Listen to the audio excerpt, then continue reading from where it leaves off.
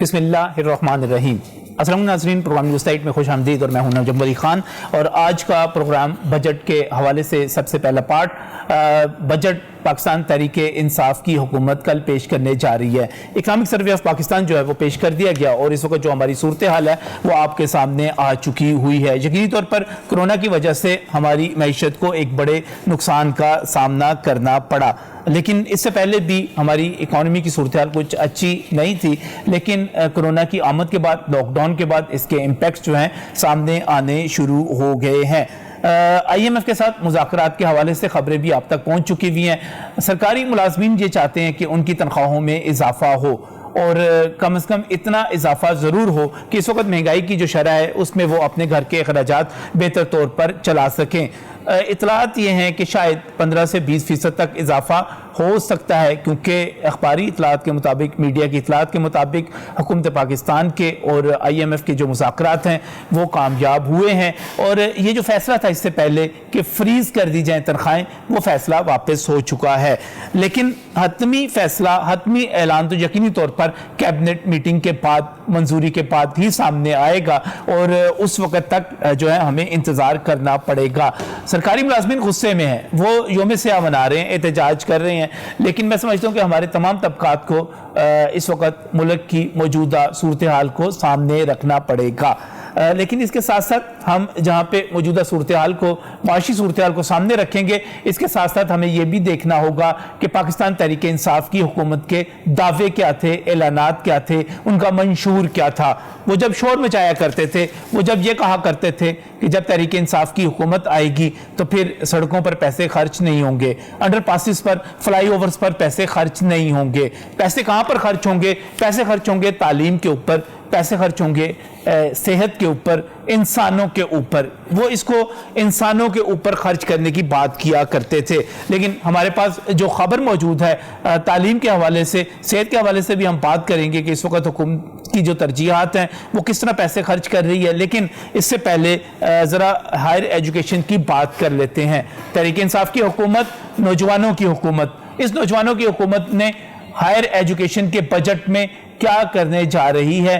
Document سامنے آ چکے ہوئے ہیں، اطلاعات سامنے آ چکی ہوئی ہیں کہ محکمہ ہائر ایجوکیشن آئندہ مالی سال کے لیے جس نے 25 ارب روپے اپنا ڈیولپمنٹ کا بجٹ مانگا تھا، اس کو کتنے پیسے مل رہے ہیں؟ کیا آپ اندازہ لگا سکتے ہیں؟ کتنے کم کر لیں آپ؟ 25 سے کم کر لیں، 20 کر لیں گے، 15 کر لیں گے، 10 ارب کر لیں گے؟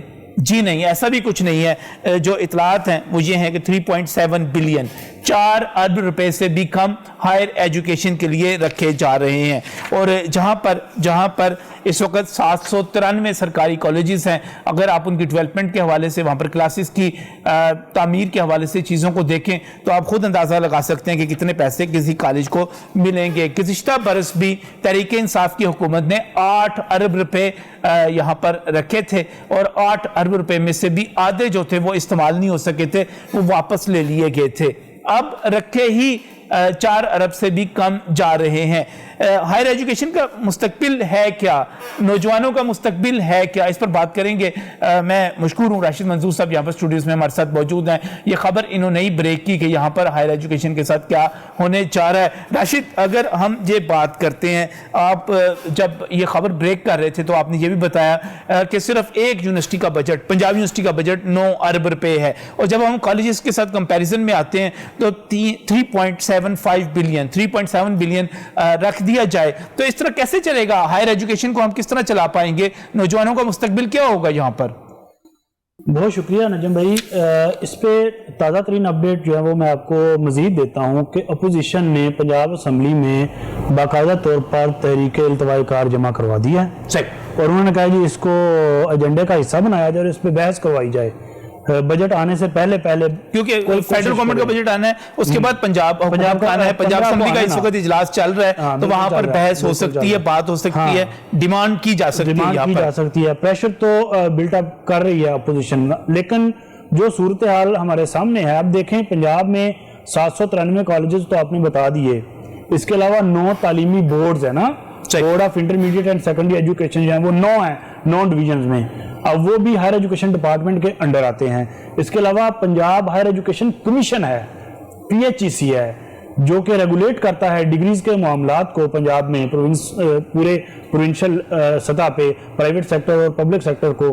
اب اس پچھلے سال جب مسلم لیگ نون کی گورنمنٹ کا آخری بجٹ تھا نا 2 سال پہلے 2 سال پہلے, تو انہوں نے آخری بجٹ میں سے ترقیاتی بجٹ جو ہے وہ 12 ارب روپے دیا تھا. یہ صرف ترقیاتی بجٹ ہے نا, 12 ارب روپے دیا تھا, جس میں سے ٹوٹل بجٹ جو ہے وہ 4 ارب روپے دے دیا تھا پی ایچ ای سی کو, ہائر ایجوکیشن کمیشن, جو پنجاب ہائر ایجوکیشن کمیشن ہے نا, اس کو دیا تھا. اب یہ دیکھ لیں کہ یہ ٹوٹل اگر رکھ رہے ہیں صرف 3.7 ہے, 3 ارب 70 کروڑ ہے, تو اس میں سے پی ایچ ای سی کو کیا دیں گے؟ اب جو پی ایچ ای سی کو نون لیگ کے دور میں ملا تھا, پی ایچ ای سی نے بہت سارے اپنی اکیڈمیز بنائی تھی, ٹریننگ اکیڈمی بنائی تھی اپنی یونیورسٹی آف ایجوکیشن کے اندر. اس کے علاوہ انہوں نے کمیونٹی کالجز کا سیٹ اپ جو ہے وہ اسی بجٹ میں سے لے کر آئے تھے اور انٹروڈیوس کروایا تھا پاکستان میں. اب جتنے بھی ہمارے تقریباً 800 کے قریب کالجز ہیں, ان میں میرا نہیں خیال کہ ممکن ہو ایک کمرے کی ایک دیوار بنانا بھی, ایک دیوار بھی اگر آپ بنائیں گے تو یہ تو بالکل ناکافی ہے. اوپر سے جو منسٹر ہیں ہائر ایجوکیشن کے, وہ یہ کہتے ہیں کہ ایک تو انہوں نے یہ جواز پیش کیا کہ کرونا کی صورتحال ہے, پہلے بھی 2 سال جو ہے وہ ہم فائنانشل کرائسس کا شکار تھی ہماری حکومت, اب یہ اوپر سے کرونا کی آفت آ گئی ہے. لیکن یہ سوال جو ہے یہ ڈائریکٹلی بنتا ہے پی این ڈی والوں سے. آپ پی این ڈی والوں سے پوچھیں کہ انہوں نے کیوں دیا ہے. اگر اتنا کم بجٹ ہوگا تو ہمارے لیے تو یقیناً مسائل ہیں. بنیادی بات جو ہے یہاں پر جو کی جاتی ہے کہ ٹھیک ہے مسائل تو اپنی جگہ پر موجود ہیں, لیکن حکومت جتنا بھی بجٹ دے رہی ہے, جب ہم پاکستان تحریک انصاف کے منشور کو دیکھتے ہیں, ان کے پروگرامز کو, ان کے اعلانات کو دیکھتے ہیں, تو یہ کہا جا رہا تھا کہ حکومت جو ہے کم از کم ایجوکیشن کا, ہائر ایجوکیشن کا بجٹ بڑھاتی چلی جائے گی. یہ بجٹ بڑھے گا, یہ بجٹ جو 1.25%, 1%, 2% کے درمیان تھا, اس کو 2% پہ لے جائیں گے, پھر اس کو 3 پر لے کر جائیں گے, اور ان کا وعدہ یہ تھا کہ اس کو 4% تک لے کر جائیں گے. کسی بھی مہذب ریاست کے لیے, کسی بھی جدید ریاست کے لیے ضروری ہے. لیکن جب ہم دیکھتے ہیں کہ جو ادارہ ہائر ایجوکیشن 25 ارب مانگ رہا ہے, اس کو 3 ارب 70 کروڑ روپے مل رہے ہیں, تو اس کا مطلب تو یہ ہوا کہ ہم آگے آنے والے سالوں میں بھی کوئی امید نہ رکھیں کہ ہائر ایجوکیشن میں جس طرح عطاء الرحمان صاحب کے دور میں ترقی ہوئی, ایون ایک غیر منتخب دور تھا, پرویز مشرف کا دور تھا, اس دور میں جس طرح ترقی ہوئی ہم ایکسپیکٹ نہیں کر سکتے, توقع نہیں رکھ سکتے کہ اس دور میں یا اگلے آنے والے سال میں, یہ 42 سال تو اب شروع ہو جائے گا اس کے بعد, اس میں یا اس سے آگے آنے والے سالوں میں ہمیں کوئی بہتری ملے گی. دیکھیں عطاء الرحمان صاحب اور جناب پرویز مشرف کے دور میں واحد ایک ادارہ ایسا ایچ ای سی بنا تھا جو کہ اپنی پرفارمنس کے لحاظ سے اسٹیٹ آف دی آرٹ تھا. ان کے باقی تمام اقدامات پہ لوگ تنقید کرتے ہوں گے, کرتے بھی ہیں, لیکن ایچ ای سی کو اسٹیبلش کرنے کے معاملے کی تمام لوگ جو ہیں وہ اس کی تعریف کرتے ہیں. اب اس کے بعد ایچ ای سی کا ہی سلوگن تھا تعلیم کو 4 دو, کہ جی ڈی پی کا 4% جو ہے وہ تعلیم کو دو. اسی سلوگن کو پکڑ کے پاکستان تحریک انصاف اپنی الیکشن کمپینز کے دوران استعمال کرتی رہی اور برملا یہ دعوے کرتی رہی کہ ہم جب اقتدار میں آئیں گے تو ہم تعلیم کو 4% اپنی جی ڈی پی کا دیں گے. اب یہ دیکھ رہے ہیں اونٹ کے منہ میں زیرہ دے دیا. اگر ہم 3 ارب 70 کروڑ کی بات کرتے ہیں, یہ تو اگر آپ جو کنسٹرکشن, جو مرمت کا کام ہے وہاں پہ, نئی کنسٹرکشن کی میں بات نہیں کر رہا, مرمت کے کام پر ہی خرچ کرنا شروع کرتے ہیں تو وہی آپ اس کو پورا کر لیں تو بڑی بات ہے. اس کا مطلب یہ ہوا ممکن ہی نہیں ہے, 4 ارب میں ممکن ہی نہیں ہے کہ اگر آپ سینکڑوں 800 تعمیر و مرمت, فرنیچر کی ٹوٹ پھوٹ ہوتی ہے, اس کے علاوہ رینوویشن ہوتی ہے, سالانہ بیس پہ باقاعدہ رینوویشن ہر کالج کی ہوتی ہے, اس کے شکست و ریخت کے معاملات ہوتے ہیں, دیگر مینٹیننس کے معاملات ہوتے ہیں. یہ ممکن ہی نہیں ہے. اب پتہ نہیں کیا سوچ اب یہ مرمت کے علاوہ اگر آپ یہ اس میں سوچ لیں کہ آپ نے کچھ نئے کالجز بنا لیں, اگر آپ اپنی یوتھ کی ریکوائرمنٹ کو دیکھتے ہوئے کچھ نئے کالجز بنانا چاہیں, کوئی نئی یونیورسٹی بنانا چاہیں, وہ تو اس کا مطلب یہ ہوا کہ اس بجٹ میں بھول جائیں آپ کہ اس میں آپ کوئی نئے ادارے بنا سکتے ہیں. نئے کالجز اس طرح سے بنائیں گے نا جس طرح ایک ٹکا بھی استعمال کیے بغیر, ایلیمنٹری اسکول جس طرح بنائے گئے ہیں, ایک پیسہ بھی استعمال کیے بغیر اسکولوں کو اپ گریڈ کر دیا نا. ایلیمنٹری اسکولوں کو ہائی اسکول کا درجہ دے دیا ہے, ہائی اسکولوں کو ہائر سیکنڈری اسکولوں کا درجہ دے دیا ہے. 4000 کمرے اور 4000 اساتذہ اضافی تھے. وزیر اعلیٰ پنجاب عثمان بزدار نے ٹویٹ کیا ہے, اس ٹویٹ میں وہ کہتے ہیں کہ ہمارے پاس 4000 کمرے فارغ فضول پڑے ہوئے تھے اور ہم نے ان کو استعمال کیا. سر معاملہ یہ ہے کہ ان کے اسکولوں میں بچے پڑھتے ہوں تو یہ فضول کیسے ہوں؟ اپنا معیار بہتر کریں نا. 2 سال ہو گئے کمپلیٹ, اور ابھی سننے میں یہ آیا کہ اسکول ایجوکیشن کے منسٹر جو ہیں ان کی بیڈ پرفارمنس کی وجہ سے انہیں تبدیل کر رہے ہیں, ان کا قلم دان ان سے چھین رہے ہیں, اور یہ بجٹ کے بعد بجٹ تک کا انتظار ہے. اس کے بعد بات یہ ہے کہ اپنا معیار بہتر نہیں کرنا, اور جس شعبے کا جس ڈپارٹمنٹ کا معیار بہتر ہے وہ اپنی کارکردگی دکھا رہا ہے, اس کو بھی ان ڈپارٹمنٹس جیسا بنانے کی پوری کوشش ہے کہ کسی نہ کسی طریقے سے ان کو بھی سنب کر دیا جائے. اور کالج ماہر تعلیم ہے جی, اسی پر رائے لیں گے. ماہر تعلیم ہے پروفیسر ڈاکٹر ممتاز انور چوہدری صاحب, اس وقت ہمارے ساتھ ٹیلی فون لائن پر موجود ہیں. ڈاکٹر صاحب السلام علیکم. وعلیکم السلام. خبر آئی ہے کہ محکمہ ہائر ایجوکیشن کا جو ڈیولپمنٹ کا بجٹ ہے اس کو بہت ہی کم کیا جا رہا ہے, اور اس وقت جو 25 ارب انہوں نے ڈیمانڈ کیا تھا اور 3.7 بلین دیا جا رہا ہے, اس کو کس طرح دیکھتے ہیں آپ ڈاکٹر صاحب؟ دیکھیں جی, مسئلہ یہ ہے کہ بظاہر یہ لگتا ہے کہ یہ گورنمنٹ جو ہے اس کی تعلیم پریارٹی نہیں رہی, اور ہمیں افسوس سے کہنا پڑ رہا ہے کہ ہم فیڈرل لیول پہ بھی اور پروونشل لیول پہ بھی یہ دیکھ رہے ہیں کہ تعلیم کو جو ہے وہ ہر طرح سے اگنور کیا جا رہا ہے, اور ہائر ایجوکیشن تو پرٹیکولرلی جو ہے اس کی تباہی اور بربادی جو ہے اس کی طرف یہ حکومت چل پڑی ہے. آپ اس سے پہلے مظاہرے بھی کرتے رہے, یونیورسٹی کی سطح پہ اکیڈمک سٹاف ایسوسی ایشن بھی جو تھی مظاہرے کرتی رہی, تو آنے والے دن میں کیا لگ رہا ہے پھر اس کا؟ آپ کو خود بھی اندازہ ہوگا کہ کرونا کی وجہ سے گورنمنٹ کی انکم تو رہی نہیں ڈاکٹر صاحب, ٹیکس کلیکشن رہی نہیں, کیا کرے حکومت, کیا راستہ سجیسٹ کرتے ہیں آپ؟ دیکھیں, ہم تو دوبارہ مظاہروں پہ جا رہے ہیں, ہم تو دوبارہ جو ہے اس پینڈیمک میں بھی جو ہے ہم یہ کوشش کر رہے ہیں کہ کسی طرح سے اس حکومت کو جو ہے وہ اپنی بات جو ہے پروٹیسٹ کے لیے سمجھائیں, کیونکہ یہ حکومت جو ہے ہماری بات جو ہے صحیح طریقے سے سمجھنے کے لیے تیار نہیں ہے. اور یہ بڑی انفارچونیٹ بات ہے کہ ہم ہر طرح سے جو ہے اکیڈمیکلی یا آپ کہہ لیں کہ ایک اچھے طریقے سے حکومت تک اپنی بات پہنچانے کی کوشش کرتے رہے ہیں, لیکن یہ حکومت بات سننے کے لیے تیار نہیں ہے اور تعلیم کو اگنور کیا جا رہا ہے. آپ کو کیا مستقبل کیا نظر آ رہا ہے جی, خاص طور پہ اگر میں ہائر ایجوکیشن کے حوالے سے پوچھوں تو آپ کو کیا مستقبل نظر آ رہا ہے؟ کیونکہ اس سے پہلے بھی اطلاعات یہ تھی کہ بجٹ میں کمی کی وجہ سے بہت سارے ڈپارٹمنٹس ایسے تھے جن کو بند کرنا پڑا, بہت سارے پی ایچ ڈی کے پروگرامز ایسے تھے جن کو بند کرنا پڑا. یہ دیکھیں جی, پچھلے سال ہم نے ان سے 113 ارب ڈیمانڈ کی تھی ہائر ایجوکیشن کے لیے, لیکن انہوں نے ہمیں جو ہے 43 ارب صرف دیے, اور اب جو ہے 43 سے بھی 34 ارب کا جو بجٹ ہے بلین کا وہ انڈیکیٹو شو کیا گیا ہے. تو ہماری بہت ساری یونیورسٹیز جو ہیں وہ اس وقت یہ فیس کر رہی ہیں کہ تنخواہیں نہیں دے پا رہی, لیکن حکومت جو ہے اس کے کانوں پر یوں بھی نہیں رینگ رہی, اور یہ کسی طرح سے آپ دیکھیں سوشل سروسز جو ہیں, ہیلتھ ہے, ایجوکیشن ہے, اس پہ خرچ کرنے کے لیے تیار نہیں ہے. اس کی بجائے جو ہے بہت سارے پروگرامات ایسے ہیں کہ جہاں سے جو ہے ریسورسز ڈائیورٹ کی جا سکتی ہیں اور ان کو پریورٹی پہ رکھا جا سکتا ہے, لیکن انفارچونیٹلی جو ہے وہ حکومت کی جو پالیسی سازی ہے وہ ہر طرح سے جو ہے ابھی یہ ماڈل یونیورسٹی آرڈیننس لانے کی کوشش کر رہے ہیں پینڈیمک کی صورت میں, تاکہ یونیورسٹیوں کی طرف سے جو ہے وہ کسی قسم کی جو ہے وہ ریزسٹنس نہ آئے. لیکن ہم ہر طرح سے جو ہے گورنمنٹ کو آپ یہ کہہ لیں کہ ہمیں اپنے جتنے بھی ایجوکیشن کے جو آپ کہہ لیں ایسوسی ایشن ہیں یا اس سے متعلق ہیں, ہم نے ان کو متحرک کیا, اور ہم گورنمنٹ کو ہر صورت میں یہ نہیں کرنے دیں گے کہ یونیورسٹی اور اعلیٰ تعلیم کو اور تعلیم کو تباہ و برباد. بہت بہت شکریہ, بہت شکریہ ڈاکٹر ممتاز انور چوہدری صاحب. اس وقت صورتحال یہ بنی کہ کالجز جو ہیں ان کو بھی ایشوز آ رہے ہیں, یونیورسٹیز کو بھی ایشوز آ رہے ہیں, ہماری ٹوٹل جو ہائر ایجوکیشن ہے وہ اس وقت سٹیک پہ ہے. بالکل ایسا ہی ہے نجم بھائی.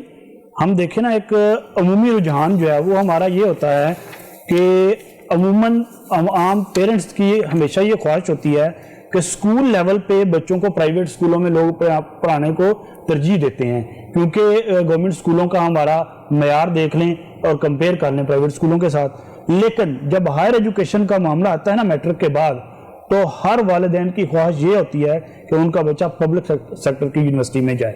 کیوں کہ پبلک سیکٹر کی یونیورسٹیوں نے اپنے آپ کو منوایا ہے, اپنا ایک لیول برقرار رکھا ہے. لیکن انتہائی افسوس کی بات ہے کہ اس طرح کے معاملات تباہ کیا جا رہے ہیں. یہ گورنمنٹ یونیورسٹیوں کو بھی اور کالجز کو بھی اسکولوں جیسا بنانا چاہ رہی ہے.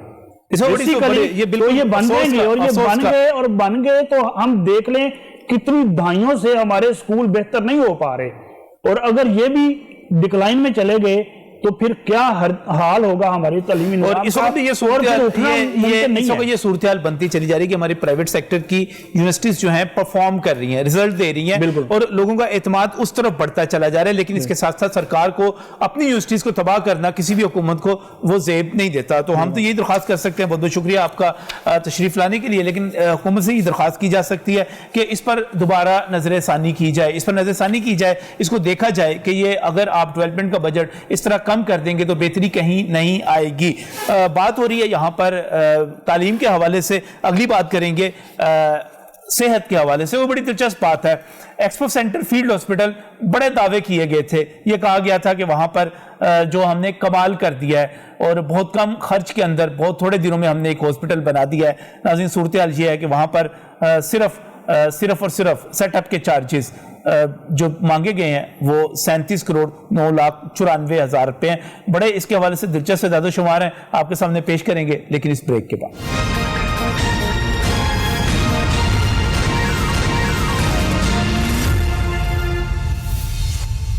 Welcome back from the break. ناظرین, اس وقت بہت ہی دلچسپ اعداد و شمار ہیں جو میں آپ کے سامنے پیش کرنے جا رہا ہوں. بات کرتے ہیں ہم کرونا کے حوالے سے اور کرونا کے اوپر حکومتی کارکردگی کے حوالے سے. اور جب ہم حکومت سے پوچھتے ہیں کہ انہوں نے اب تک سب سے بڑا قدم کیا اٹھایا ہے کرونا کی روک تھام کے لیے, تو ہمیں یہ جواب ملتا ہے کہ ایکسپو سینٹر میں ایک فیلڈ ہاسپٹل بنایا گیا 1000 بستروں کا. وہ حکومت کا اب تک کا سب سے بڑا کارنامہ ہے. لیکن اس کارنامے کے جب تفصیلات جو ہیں اس سے پہلے بھی آپ کے سامنے آ چکی ہوئی ہیں, جو اس کا ایسٹیمیٹ تھا اس کی تفصیلات ہم نے یہاں پر آپ کے ساتھ شیئر کی تھی. لیکن اس کے بعد ایک حکومت پنجاب کی طرف سے, وزیر صحت کی طرف سے اس کی وضاحت جاری کی گئی تھی کہ نہیں, اخراجات تو صرف ابھی تک ہم نے 2 کروڑ کے کیے ہیں, 7 کروڑ ہم نے مانگا ہے, اور جو بات کی جا رہی ہے کروڑوں روپے کی, اربوں روپے کے اخراجات کی, یہ درست نہیں ہے. لیکن اب ایک اور مرحلہ درپیش ہو گیا. ایکسپو سینٹر کی انتظامیہ کی طرف سے جو مطالبہ کیا گیا ہے, اور بڑا دلچسپ قسم کا مطالبہ ہے, میرے پاس اس کی جو ڈیٹیلز ہیں, اس کے مطابق 19 مارچ سے لے کر 30 اپریل تک تقریباً آپ یہ 42 دن ہیں, یہ ایک بل بنایا گیا ہے, اور اس کے ساتھ 1 مئی سے 31 مئی تک دوسرا ایک بل بنا کر دیا گیا ہے. مجموعی طور پر دونوں بلوں کو جب ہم جمع کرتے ہیں تو 37 کروڑ 9,94,000 روپے حکومت پنجاب سے ایکسپو سینٹر کی انتظامیہ نے سیٹ اپ چارجز کی مد میں مانگ لیے ہیں.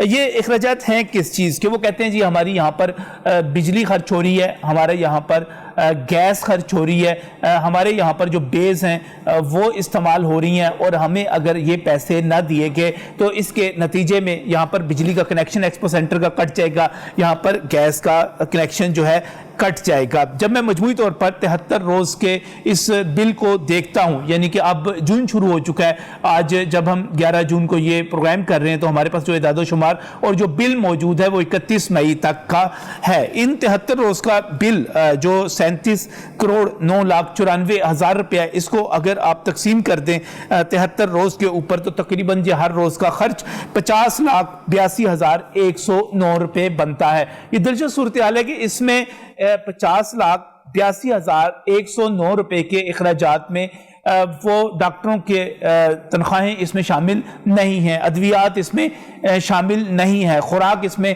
شامل نہیں ہے, کیونکہ یہ تو ایکسپو سینٹر اپنے سیٹ اپ چارجز کا, اپنے باقی اخراجات ہے وہ یہاں پر مانگ رہی ہے. یہ اخراجات ہیں کتنے زیادہ, اور جب ہم بات کرتے ہیں 73 روز کی, تقریباً 2.5 ماہ اس کو گزر چکے ہیں, اور اگر ہم ایک محتاط اندازے کے مطابق یہ سمجھیں کہ حکومت نے اس کو 6 ماہ تک چلانا ہے, کیونکہ ابھی مریض آ رہے ہیں, ٹیسٹ ہو رہے ہیں, تو جو میرے پاس اعداد و شمار آتے ہیں وہ یہ ہیں کہ اسی ریشو سے اگر پیمنٹ کی جائے گی تو 91,47,79,680 روپے آپ کو پے کرنے پڑیں گے حکومت پنجاب کو, ایکسپو سینٹر کی انتظامیہ کو, کیونکہ وہاں پر جو آپ نے سیٹ اپ لگایا ہوا ہے. جب میں 91 کروڑ کی فگر کو دیکھتا ہوں اور میں ڈاکٹروں سے پوچھتا ہوں کہ اتنی بڑی رقم اگر آپ صرف سیٹ اپ چارجز میں, اگر آپ صرف جو ہے وہاں پر آپریشنل چارجز میں خرچ کر دیں گے, تو کیا یہ رقم اتنی بڑی نہیں ہے کہ اس میں باقاعدہ ہاسپٹل بن سکتے؟ تو مجھے بتایا جاتا ہے کہ اس میں آپ 4 سے 5, 15 سے 20 کروڑ میں ایک ہاسپٹل کی بلڈنگ جو ہے کھڑی کر سکتے ہیں. باقی اکوپمنٹ علیحدہ ہے, اس کی بات یہاں پر بھی باقی اکوپمنٹ کی بات نہیں ہے, تو وہ آپ کھڑی کر سکتے ہیں. تو حکومت کیا واقعی یہ سب کچھ کرنے جا رہی ہے؟ اتنا بڑا خرچ صرف اس لیے, اور ہم اپنے سیاستدانوں کو, اپنے لوگوں کو کیوں اختیارات دیتے ہیں؟ یہ جو منتخب ہو کر آتے ہیں اس لیے آتے ہیں کہ ہمارے ٹیکسوں کی کمائی کو بہتر طور پر خرچ کر سکیں. یہ سب کچھ ہو کیا رہا ہے؟ میاں نوید صاحب ہمارے ساتھ یہاں پر اسٹوڈیوز میں موجود ہیں, آپ سینئر صحافی ہیں, ہیلتھ کو کور کرتے ہیں, ہمارے ڈپٹی بیورو چیف ہیں, اور میں مشکور ہوں انہوں نے ہمیں یہاں پر جوائن کیا. میاں صاحب, یہ صورتحال ہے کیا؟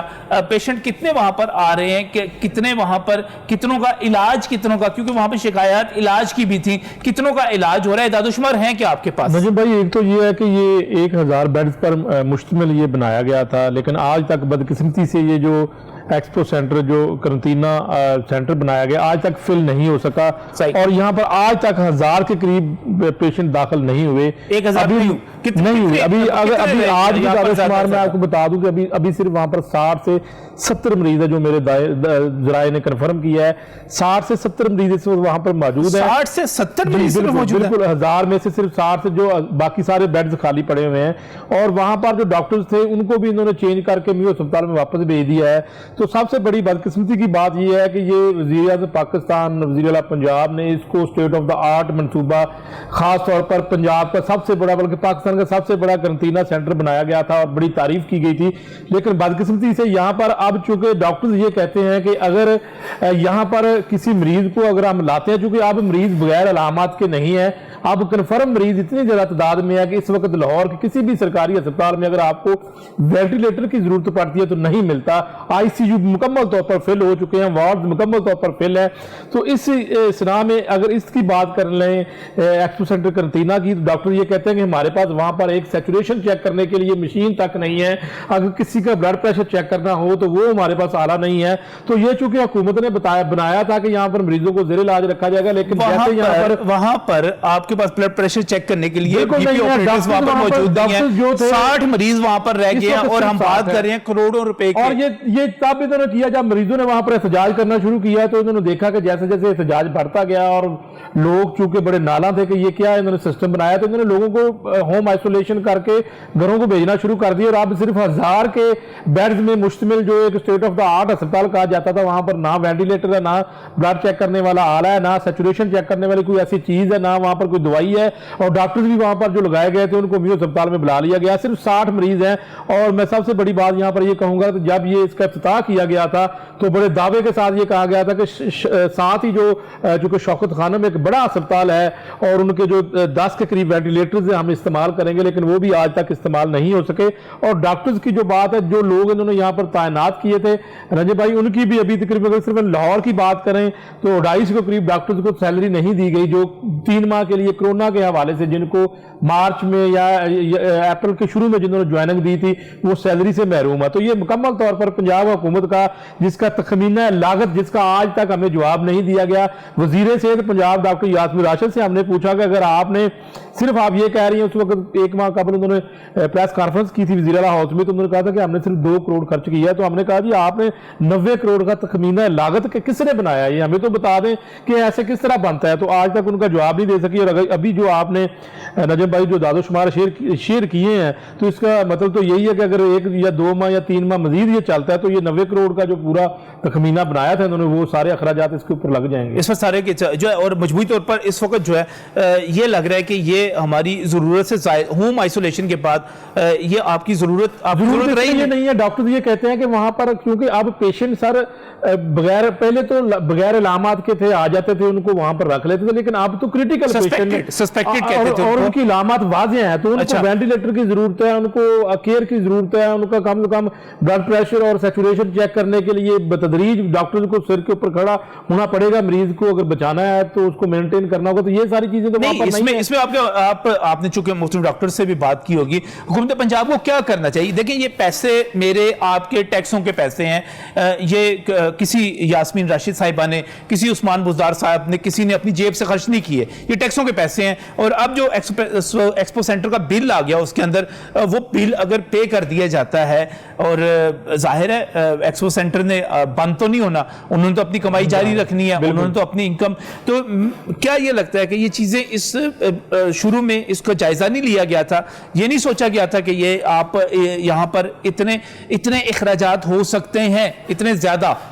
नजीब भाई उस वक्त भी बहुत सारे डॉक्टर्स पीएमए के या दीगर लोगों ने ये बात की थी हुकूमत वक्त से कि ये पैसे का ज़िया होगा, ये पैसा ज़ाया किया जा रहा है, इसकी बजाय आप मुफ्त सरकारी अस्पतालों में पैसा लगा दें या वेंटिलेटर्स खरीद लें या कुछ और कर लें, क्योंकि ये तो स्ट्रेट फॉरवर्ड फिर जो है वो हुकूमत ने इस मंसूबे को बनाया। और उसके बाद जो है वो अब इस बात पर भी जो तखमीना लागत था 90 करोड़, इसके ऊपर भी एक और तजवीज़ दी गई थी कि लाहौर में जितने कोई 18-19 के करीब प्राइवेट हॉस्पिटल्स हैं, जो खासतौर पे टीचिंग हॉस्पिटल्स हैं, उनमें आप ये सहूलत फराम कर दी, पैसे उधर दे दिए जाएं, वो उस पेशकश को भी उन्होंने ऑफर भी की थी। प्राइवेट जितने भी जो है वो टीचिंग हॉस्पिटल हैं, जो मेडिकल कॉलेजेस दी थी, लेकिन अब तो नजीम भाई उनकी अगर बात कर लें, ये आपको टॉपिक तो नहीं है, लेकिन उन्होंने भी अपने रेट्स बढ़ा दिए, उनको भी कोई पूछने वाला नहीं है, मर्जी के पैसे वो मांग रहे हैं वेंटिलेटर के ऊपर। अगर आपने पेशेंट को रखना है एक दिन के, और बेड चार्जेस, और अगर जगह ही नहीं मिल रही फिलहाल तो लोग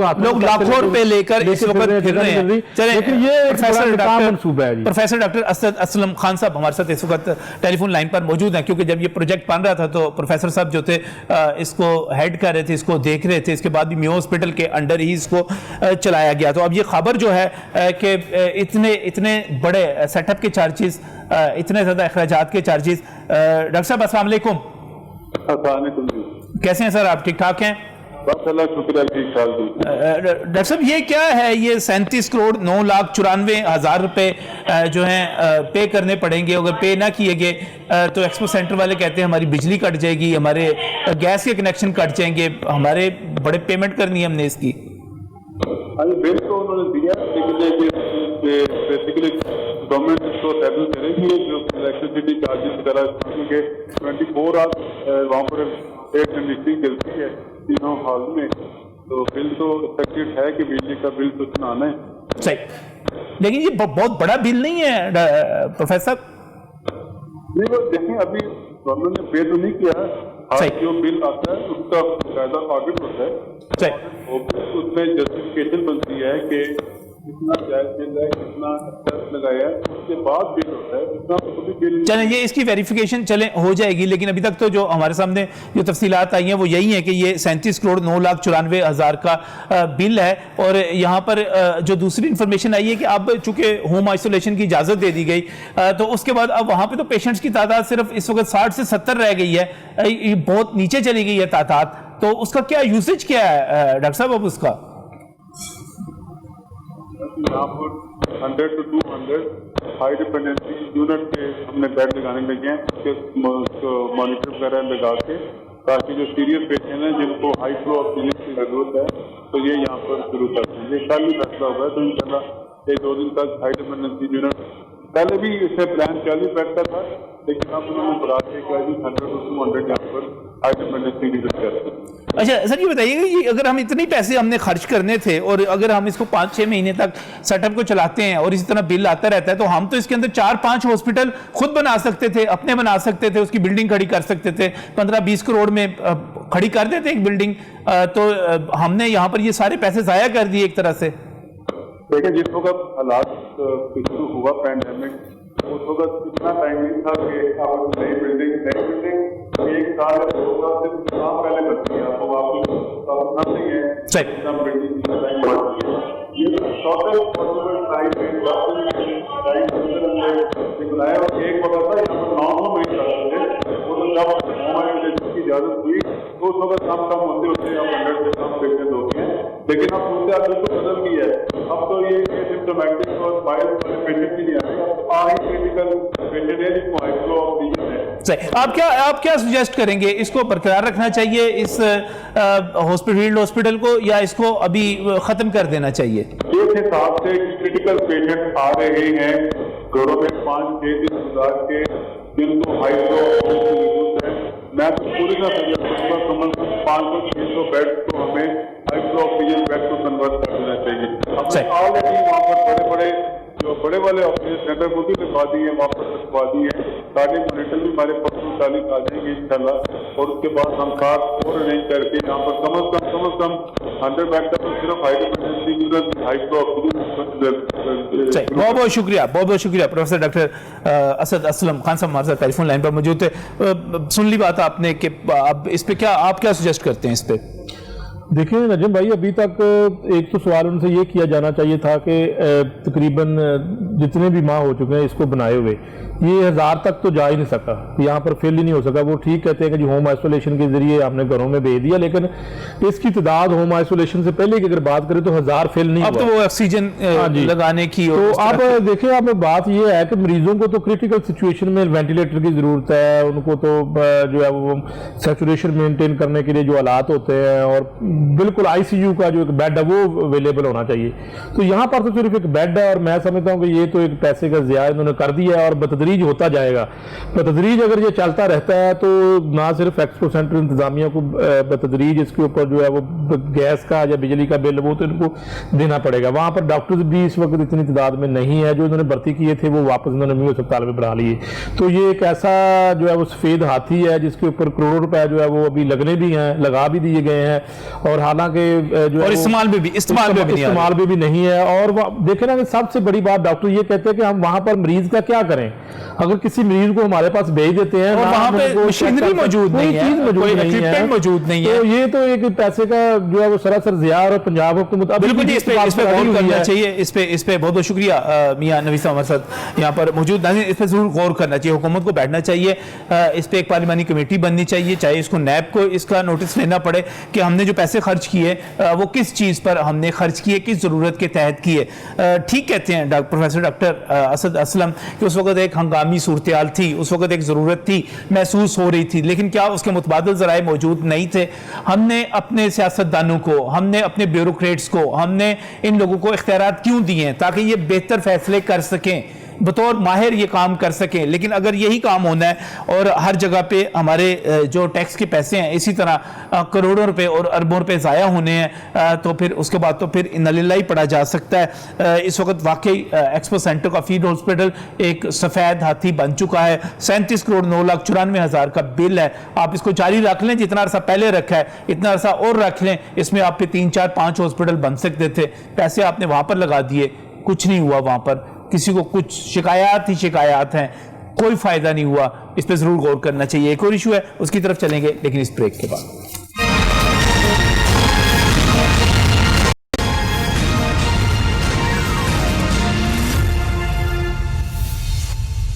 welcome back from the break. नाज़रीन, बात कर रहे हैं कोरोना के हवाले से, और कोरोना के साथ साथ हुकूमत की जितनी अब तक की परफॉर्मेंस है उस पर भी बात की जा रही है। आपके सामने हमने एक्सपो सेंटर के फील्ड हॉस्पिटल के जो चार्जेस हैं और जो वहाँ पर परफॉर्मेंस है, जो कारकर्दगी है वो रखी, और इसके साथ साथ अब कोरोना के नाम पर जो लॉकडाउन हुआ था वो लॉकडाउन आहिस्ता आहिस्ता ख़त्म होता चला जा रहा है। बाजार खुल गए, मार्केटें खुल गई, शॉपिंग प्लाजा खुल गए, आपकी ट्रांसपोर्ट जो है वो शुरू हो गई, पब्लिक ट्रांसपोर्ट आपने अलाउ कर दी, वो चलना शुरू हो, लेकिन जो चीज नहीं हो रही वो ये है कि आप स्कूल कॉलेजेस नहीं खोल रहे। स्कूलों के हवाले से ये कहा जाता है कि जनाब बच्चे हैं और बच्चों को हम महफूज रखना चाहते हैं, लेकिन बहुत सारे इदारे ऐसे हैं जिनको आप बाकायदा SOPs को फॉलो करते हुए खोल सकते हैं, और जो हमारे रोजगार के लिए, हमारे बच्चों के रोजगार के लिए बहुत ज्यादा जरूरी है।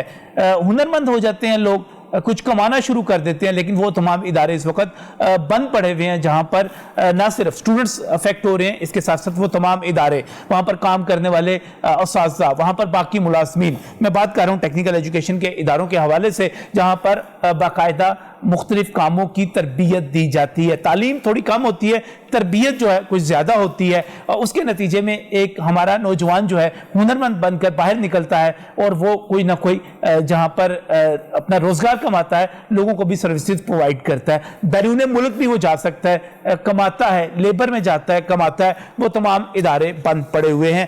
اس پر بات کروں گا. میں بہت ہی مشکور ہوں, کاشف افتخار صاحب ہمارے ساتھ یہاں پر موجود ہیں. کاشف صاحب میں آپ کو خوش آمدید کہتا ہوں. آپ پریزیڈنٹ ہیں آل پاکستان پرائیویٹ ہنرمند ٹیکنیکل ایسوسی ایشن کے, اور اس وقت آپ کا مطالبہ یہ ہے, آپ یہ مطالبہ لے کر وزیر صنعت میاں اسلم اقبال صاحب کے پاس بھی گئے, اپنا کیس ان کے سامنے بھی آپ نے پریزنٹ کیا, اور آپ یہ کہتے ہیں کہ آپ کے ٹیکنیکل ایجوکیشن کے اداروں کو کھول دیا جائے. جب کرونا موجود ہے, جب اس وقت یہ کہا جا رہا ہے کہ ہم بڑی مشکل صورتحال کا سامنا کر رہے ہیں, اس وقت 1.25 لاکھ کے قریب کیسز ہمارے ہو چکے, مزید بڑھنے جا رہے ہیں, آپ کے ادارے کھول دیے جائیں, کام کر سکتے ہیں SOPs کے ساتھ؟ سر میں اس میں تھوڑی سی, بہت بہت شکریہ آپ نے مجھے موقع دیا. میں اس میں ذرا کیٹیگریز آپ کو ذرا کاؤنٹ کروا دوں. تعلیم ایجوکیشن میں 5 کیٹیگریز میں بناتا ہوں عموماً. جی. پہلا آپ کا آ گیا سکولز کی کیٹیگری مختلف, پھر یونیورسٹیز, پھر آپ کے کالجز, پھر آپ کی اکیڈمیز, اور پھر ہم جو ٹیکنیکل ایجوکیشن ہے, جس کو کہ میں ایک بات یہ کہنا چاہوں گا کہ عموماً ایک ہم عام محاورہ سنتے ہیں کہ ہنرمند کبھی ناکام نہیں ہوتا. جس کے ہاتھ میں ہنر ہے وہ جہاں جاہے بیٹھے پیسے کما لیتا ہے. ہمارے PM صاحب جو ہیں ان کا بھی موٹو یہی رہا ہے. ہم نے شروع سے ان کو سنا ہے کہ جی میں آؤں گا, اور ہم نے اسی نعرے پر ہی ووٹ دیے تھے. پڑھے لکھے طبقے نے ان کو ووٹ دیے ہیں, اور اس لحاظ سے ووٹ دیے ہیں کہ چلیں آئیں گے, ایجوکیشن کو ہم بہت پروموٹ کریں گے, اور یہ ان کا موٹو بھی تھا.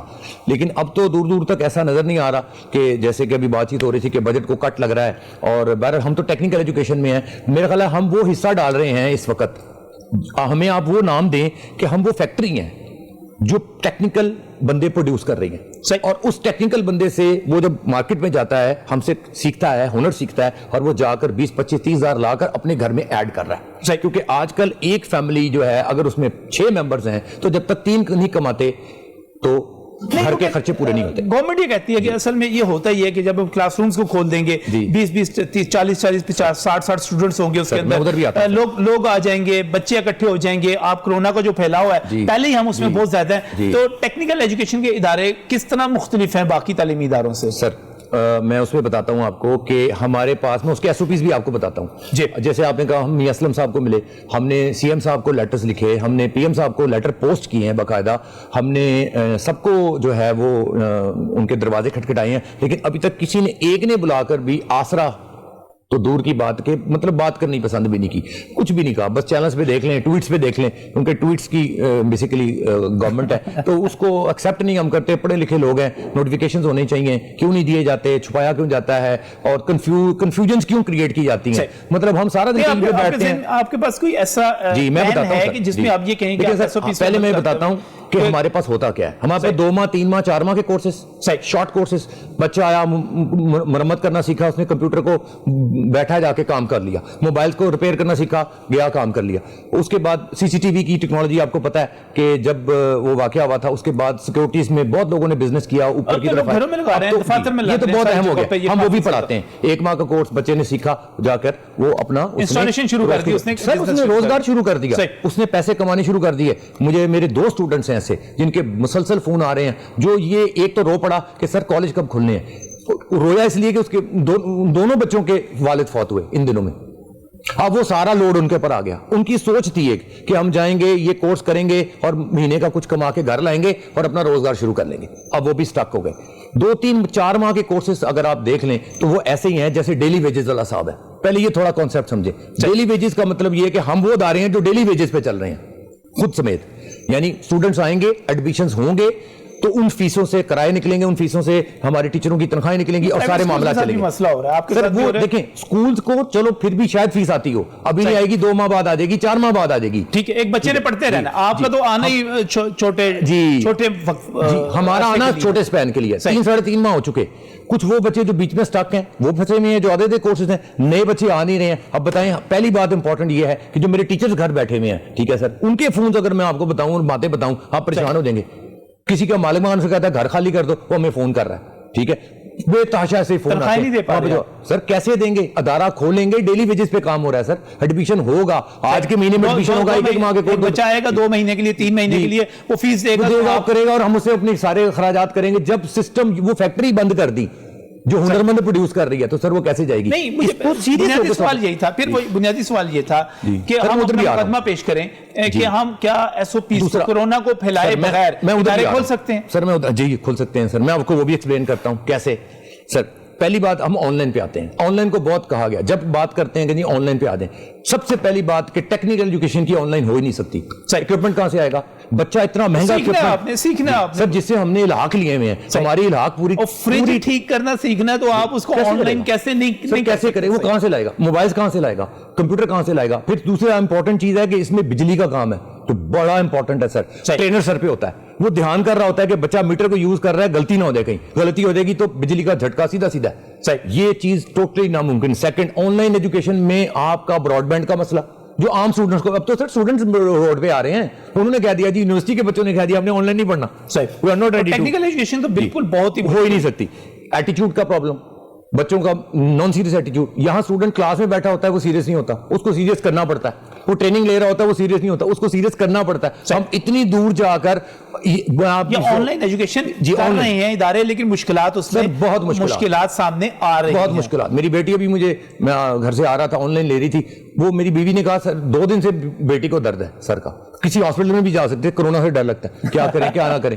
ٹھیک ہے ہاسپٹل تو آپ کو پتا نا اس وقت بہت ٹینشن والے ماحول میں احتیاط کیجیے گا، چھوٹے موٹے مسئلے نہ جائیے گا. سر میں درد ہو رہی ہے. اب وہ سر میں درد کیوں ہو رہی ہے کہ وہ موبائل پہ کنسنٹریشن، ہر وقت لیپ ٹاپ پہ کنسنٹریشن. پھر دوسرا ہمارے پاس غریب طبقہ آ رہا ہے جو پورے کورس کی 2-4-5 ہزار فیس دے رہا ہے، پورے کورس کی 2-3 ماہ گزارنے میں 4-5 ہزار روپے دینا ہے اس نے. ٹھیک ہے جی، اس کو کیسے کہیں گے اکوپمنٹ لو؟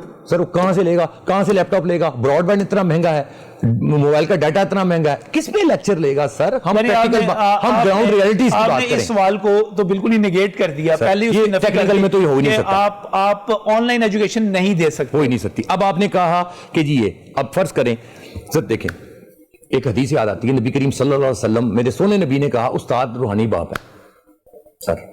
سر میں نے اپنی زندگی کے 25-26 سال دیے ہیں ایجوکیشن کو، اس فیلڈ کو. سر میں آپ کو کنفرم بتا رہا ہوں، جتنے بچے آپ یہ حدیث سنا دیں کسی کو، میں نے اسٹوڈنٹ کے سروں کو زمین پہ آتے دیکھا ہے، ایسے جھکتے دیکھا ہے. میں یہ کہتا ہوں سر ایجوکیشن کی کوئی بھی فیلڈ آپ اٹھا لیں، ٹیکنیکل اٹھا لیں، کوئی بھی اٹھا لیں، آپ کا اسٹوڈنٹ سر آپ کی بات مانتا ہے. سر مجھے آج بھی اپنے اتنے پرانے 40 سال پرانے ٹیچر یاد ہیں، اور کبھی مل جائیں تو خدا کی قسم روڈ پہ کھڑا ہو جاتا ہوں ان کی. سر السلام علیکم، میں نے ان سے پڑھا ہوں. سر ہم آپ یہ کہہ رہے ہیں کہ اگر آپ اسٹوڈنٹس کو ایڈوائز کریں گے انہیں کہیں گے وہ مانیں گے. سر ایس او پیز کو فالو سب سے اچھا تعلیمی ادارہ کرے گا، کر سکتے ہیں. یس سر 100%، کیونکہ ایجوکیٹ کرتے ہیں ہم بچوں کو. دیکھیں نا تعلیم اور تربیت بھی تو کوئی چیز ہے نا، دونوں چیزیں ہیں. اور کتنے ادارے میں آپ کو بتاتا ہوں، میں کتنے اساتذہ آپ کو بتاتا ہوں جو اس مائنڈ سیٹ کے ہیں کہ وہ تربیت بھی کرتے ہیں، ہم بھی کرتے ہیں. آپ سر دیکھیں، آپ میں آج اس سیٹ پہ بیٹھے ہیں، کس کی بدولت بیٹھے ہیں سر؟ مجھے تعلیم سر استاد کی وجہ سے، سر اس استاد کی تعلیم کی وجہ سے، اس کی وجہ سے ہم وہاں بیٹھے ہوئے ہیں. بچہ بڑا آنر کرتا ہے سر. میں کہتا ہوں جتنی، یعنی کہ آپ نے اس سوال کو ایزی کلیئر کر دیا، واضح کر دیا کہ اگر بولوں سر ایک لائن بول دوں جی، جتنا ایزی ایک استاد کو اپنے اسٹوڈنٹ کو موٹیویٹ کرنے میں مطلب وہ کر سکتا ہے، اتنا کوئی بھی نہیں کر سکتا سر. اب ایک جملہ بڑا بولا جاتا ہے، کلاس ایک بوم شیل. سر جب میں سنتا ہوں مجھے بڑا ہی افسوس ہوتا ہے. میں کہتا ہوں وہ بوم شیل نظر نہیں آتا جب ٹرین چلتی ہے. میں جی ٹی روڈ پہ جا رہا تھا، میں نے وہاں بوم شیل دیکھے ہیں پوری، میں نے باقاعدہ جا کے جھاٹی ماری ہے سر. میں نے ان کو اندر دیکھا ہے، جھانکا ہے میں نے کہ یہ جو بسیں جا رہی ہیں یہ کتنا بڑا بوم شیل ہے سر. وہ تو میں کہتا ہوں ایٹم بم ہے. اس کو بوم شیل کا نام نہ کھلے ہوئے ہیں. آپ اپنے لاہور کی کسی بازار میں چلے جائیں، آپ چنچی پہ چلے جائیں سر. ابھی میں آپ کی یہ گاڑی پارک کی ہے، میں نے چنچی پہ دیکھے ہیں لوگ جوڑ کے بیٹھے ہیں سر. اس کے ایس او پیز پہلے بنا کے دکھا دیں. اچھا سر، ہماری ترجیح اس وقت کیا دکانیں تھی؟ ہماری ترجیح تھی کہ جی لوڈ کا پریشر آ جائے تو ہم اس کو کھول دیں، اس کا پریشر آ جائے تو اس کو کھول دیں. جو تعلیمی ادارے والے لوگ تھے، جو شرفا ہیں، جنہوں نے ہمیں بنایا، جنہوں نے آج ان منسٹروں کو بھی بنایا، ٹھیک ہے سر، وہ کھول دینے چاہیے سر، کھول دینے چاہیے بس. سر ٹیکنیکل ایجوکیشن کی بات کر رہا ہوں سر، 100% ہونا چاہیے. یونیورسٹی آپ کو پلیٹ فارم آپ بنائیں، ان کو پلیٹ فارم دیں. اس وقت پوری دنیا میں سر کھل گئے، روز ویڈیوز آتی ہیں، آپ بھی دیکھتے ہیں. میں جاپان دیکھ لیں، کوئی انہوں نے تو چھوٹے بچے بھی کھول دیے. میں کہتا ہوں sir start with the higher, like 9ویں 10ویں. یہ میں جیومیٹری دے رہا ہوں سر. دیکھیں ملک چیریٹیز پہ نہیں چلتے سر، ادارے چیریٹیز پہ نہیں چلتے سر، وہ چلتے ہیں جیومیٹری پہ. میں ایک لفظ یوز کر رہا ہوں جیومیٹری. جیومیٹری مینس، جیومیٹری کیا ہوتی ہے سر؟ بڑی اس کی سائنس ہوتی ہے، اس کو بڑا غور سے دیکھنا پڑتا ہے. جیسے کیرم بورڈ کی جیومیٹری ہوتی ہے، یہ جیومیٹری ہے. آپ ماسٹر مائنڈ ہیں، ہم نے منسٹرز کو سلیکٹ کیا کس لیے کیا؟ ہمارے لیے ایز پیدا کریں گے، نہ کہ ایروگنٹ ہو جائیں گے، نہ کہ کوئی بات ہی نہیں سنے گا، نہ کہ ان کو ڈھونڈنے کے لیے. یقین کریں میں یہاں کوٹ نہیں کرنا چاہتا کہ میں نے اپنے ایک علاقے میں جہاں میں نے ووٹ دیا ان کو تو میں نے ادھر ان کا جلسہ اپنے گھر کے سامنے کروایا. آج ان کو ملاقات کرنا ناممکن ہوئی ہے سر. ایس ایم ایس کر دینا واٹس ایپ پہ سر ناممکن کوئی بھی سر میں نے چٹھیاں بھیجی ہیں سر، رجسٹریاں بھیجی ہیں، میرے پر ریکارڈ پڑا ہوا ہے کہ میں نے کس تاریخ کو پوسٹ کیا تھا لیٹر، تمام کو بھیجا ہے، کسی نے جواب نہیں دیا. اور یہ دہائی دی ہے کہ سر یہ 2 ماہ کی باتوں کے جواب نہیں ہوں گے سر، 2 3 ماہ کے بچے ہیں سر. سٹارٹ کریں ان سے. جب آپ نے سب کچھ کھول دیا آج پتہ اچھا سر جم کھول دیے سر. جم اتنا بڑا بوم شیل ہے کہ میں آپ کو بتا نہیں سکتا. نہیں وہ خیر قوت مدافعت بھی ہونی چاہیے بندے کے اندر، تو پھر وہ تو اسٹوڈنٹس میں بھی ہے. میں تو یہ کہہ ہی نہیں گا سر. جم جو ایکسرسائز ہوتی ہے میں اس کو تھوڑا سا اس کا مقدمہ لڑوں گا. سر میں اس پہ ڈیبیٹ تھوڑی سی کر لوں سر. میں خود جم جاتا ہوں، میں آپ کو بتاتا ہوں ماحول کیا ہوتا ہے. ایک بندہ اس کا پسینہ آ رہا ہے، ٹھیک ہے، پسینہ نیچے وہ ڈراپلیٹس ہی ہیں وہ نیچے گر رہے ہیں، آپ اس کی صفائی کیسے کرائیں گے؟ میں یہ نہیں کہتا کہ آپ نہ جائیں ان کو نہ کھولیں، میں کہتا ہوں کہ اگر وہ ایس او پیز کا خیال کر سکتے ہیں ہم کیوں نہیں کر سکتے؟ اگر جم کھل سکتے ہیں استاد کیوں نہیں کر سکتا؟ تو بالکل صحیح، بالکل صحیح. استاد کیوں نہیں کر سکتا؟ آپ کا مقدمہ بالکل واضح ہے، بالکل کلیئر ہے. اور وہ بھی ٹیکنیکل ایجوکیشن میں جہاں پہ لوگ بہت زیادہ آپ کی تو اسٹوڈنٹس میرے خیال ہے اس کے 50-60 اسٹوڈنٹس تو نہیں ہوتے ایک کلاس. سر نہیں ہم اس کو مینیج کر سکتے ہیں. کیسے کہ ہم ان کو آلٹرنیٹ ڈیز میں ڈیوائیڈ کر دیں. ٹھیک 3 دن کلاس کر دیں، 3 دن لیب کر دیں، پھر دوسروں کی 3 دن کلاس کر دیں. اگر ایک کلاس کی تعداد 20 ہے یا 30 ہے وہ 10 پہ آ جائے گی، 15 پہ آ جائے گی. جو سوشل ڈسٹینس پہ بیٹھ دیں گے. جب وہ لیب میں بیٹھتے ہیں تو وہ تو پہلے ہی احتیاط سے بیٹھتے ہیں. اقبال صاحب سے ملے تھے آپ؟ جی سر ملاقات ہوئی. انہوں نے کہا جی میں NCOC میں آپ کا مقدمہ رکھوں گا. اور انہوں نے یہ مجھے کہا تھا، ورڈز یہ تھے کہ آپ کی بات ٹھیک ہے. اب NCOC کے ہم انتظار میں بیٹھے ہیں. سیریس ایٹیچیوڈ ہی نظر نہیں آتا. روز بیٹھے انتظار کر رہے ہیں. ہمارے ٹیچر فاقے کر رہے ہیں، ٹیچر مر رہے ہیں سر. وہ کیا کریں؟ وہ کانوں کو ہاتھ لگا بیٹھے ہیں کہ اپنی اولادوں کو کہہ دیں کہ استاد نہیں بننا، ٹرینر نہیں بننا، کوئی اور کام کر لو. سر جن کی وجہ سے آج ہم ان سیٹوں پہ بیٹھے ہیں سر، جنہوں نے ہمیں بنایا ہے اللہ کے بعد انہوں نے بنایا ہے، آج ہم نے ان کا حال کیا کر دیا سر؟ ان کا حال کیا ذلیل کر دیا. میں آپ کا مقدمہ یہی تھا، یہی جو ہم نے پریزنٹ کرنا تھا، آپ کی بات کو پریزنٹ کرنا تھا. بہت بہت شکریہ. ایک چیز آخر میں کہنا چاہوں گا، یا تو یہ ہے میرا آخری پیغام ہے میرے ٹیچروں کے لیے، خدا کے لیے میں ہاتھ جوڑتا ہوں. میں کہتا ہوں کہ ان کے وہ فاقوں پہ ہیں. وہ طبقہ ہے جو بیچارہ بھیک نہیں مانگ سکتا، وہ آگے کسی کو کچھ کہہ نہیں سکتا، وہ اپنے اندر مر سکتا ہے. یا تو ان کو تنخواہیں دیں، ٹھیک ہے، اس کا کوئی میکینزم بنائیں. ہمارے رینٹ کتنی بلڈنگز ہیں ایسی. اب ہم پریزیڈنٹ ہیں، ہمیں فون آتے ہیں، میرے سیکرٹری کو فون آتے ہیں کہ جی سر ہمارا وہ جھگڑا کر رہا، کہتا ہے بلڈنگ خالی کر دو. تو ظاہر ہے مالک مکان نے تو آپ 2 کام کر دیں، رینٹ کر لیں، ٹھیک ہے، ساتھ میں میرے ٹیچرز کو تنخواہ دے دیں، ٹھیک ہے. پھر جب ادارے میں اس میں سارا مقدمہ آپ کا بالکل واضح ہے. اگر نہیں دینے ان کو بھوکے نہیں مارنا ہے. عمران خان ہمارے PM صاحب کہتے ہیں سر ہم نے کورونا سے نہیں لڑنا ہے، ڈرنا نہیں، تو لڑنے بھی نہیں دیتے. یہ تو وہ صاحب ہے منہ پہ ہاتھ بھی رکھ لیا، مرنا بھی نہیں ہے، ٹھیک، اور سانس بھی لو. کیسے سانس لو؟ آپ نے منہ بند کر دیا ہے، ہمارا سانس بند کر دیا ہے، ہم زندہ نہیں رہ سکتے، مر جائیں گے. کہتے ہیں مرنا بھی نہیں. مطلب مجھے نہیں سائنس سمجھ آتی کہ کریں کیا. بالکل صحیح، بالکل صحیح. آپ کا مقدمہ بالکل واضح ہے. آپ جو بات کر رہے ہیں وہ سمجھ آنے والی ہے. اور ناظرین یہاں پہ میں کاشف افتخار صاحب کا شکریہ ادا کروں گا، تشریف لائے اور ان کی جو بات ہے وہ آپ نے سنی. اور میں چاہوں گا کہ شفقت محمود صاحب تھوڑا سا وقت نکالیں، مراد راز صاحب تھوڑا سا وقت نکالیں، اسلم اقبال صاحب تھوڑا سا وقت نکالیں اور بیٹھ کے ذرا جواب دیں. کاشف صاحب کی باتوں کا دے سکتے ہوں تو ضرور دیں. جو اگر وہ بہت سیانے ہیں نا، ان کے پاس ٹیکنیکل ایجوکیشن سمیت تمام اداروں کو بند رکھنے کی دلائل موجود ہیں. میں کہتا ہوں وہ قائد صاحب کے ساتھ ایک ڈائیلاگ کر لیں. میں نے تو جو ڈائیلاگ کیا مجھے تو بڑا مزہ آیا، بڑی سمجھ آئی اور مجھے امید ہے یہ پیغام پہنچے گا اور اس کے نتیجے میں کچھ نہ کچھ بہتری بھی ہوگی. اسی امید کے ساتھ اللہ حافظ.